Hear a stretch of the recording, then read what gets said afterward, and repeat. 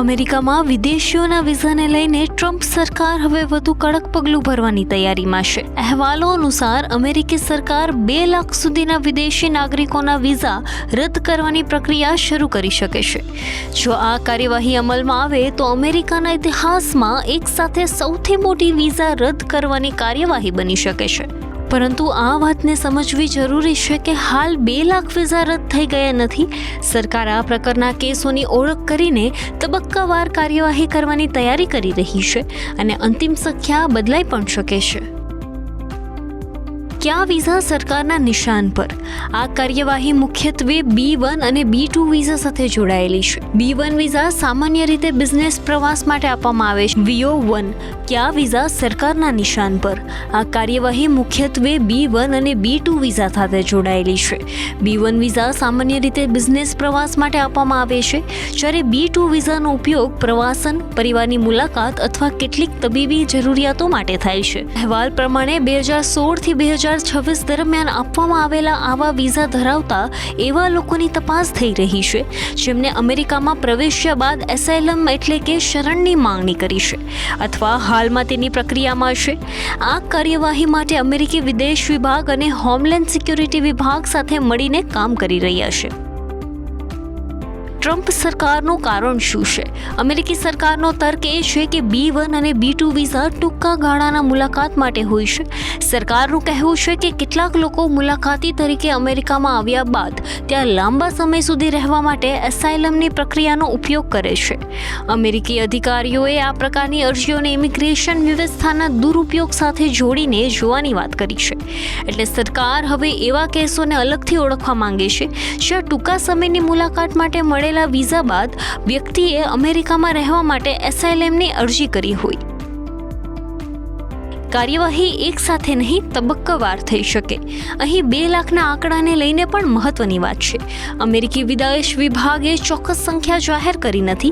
અધિકારીઓના જણાવ્યા પ્રમાણે પ્રક્રિયા ચાલુ રહેવાની હોવાથી વિઝા રદ થવાની સંખ્યા બદલાઈ શકે છે અને કાર્યવાહી તબક્કાવાર થઈ શકે છે.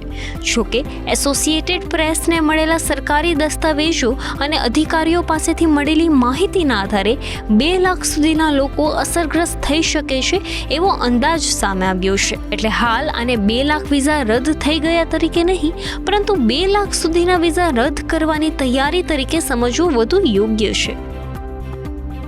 વિઝા રદ થશે એટલે તરત દેશ નિકાલ. હવે સૌથી મહત્વનો સવાલ, જો વિઝા રદ થાય તો શું આ લોકોનું તરત જ અમેરિકાથી દેશ નિકાલ થઈ જશે? જવાબ જરૂરી નથી. અહેવાલો અનુસાર વિઝા રદ થવાથી આપમેળે તરત ડિપોર્ટેશન થાય એવું નથી. ખાસ કરીને જેમની એસાઇલમ અરજી હાલમાં પેન્ડિંગ છે તેમની ઇમિગ્રેશન સ્થિતિ અલગ રીતે નક્કી થઈ શકે છે. જોકે તેમનો B1 અથવા B2 હેઠળનો મુલાકાતી દરજ્જો સમાપ્ત થઈ શકે છે. એટલે વિઝા રિવોકેશન અને ડિપોર્ટેશન 2 અલગ પ્રક્રિયા છે. આ તફાવત સમજવો ખૂબ જરૂરી છે.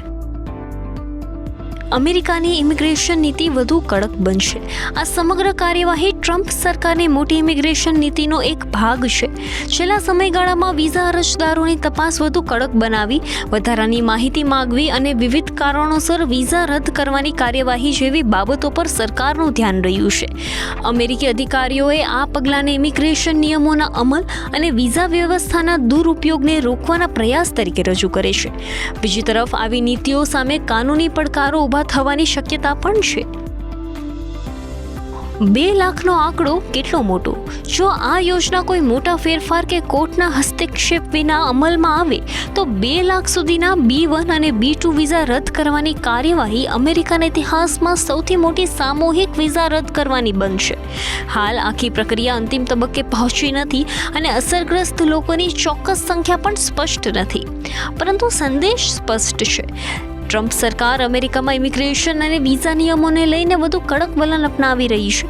હવે નજર એ વાત પર રહેશે કે આગામી અઠવાડિયામાં અમેરિકી સરકાર કેટલા વિઝા અંગે અંતિમ નિર્ણય લે છે અને આ નિર્ણય સામે કોઈ કાનૂની પડકાર ઊભો થાય છે કે નહીં.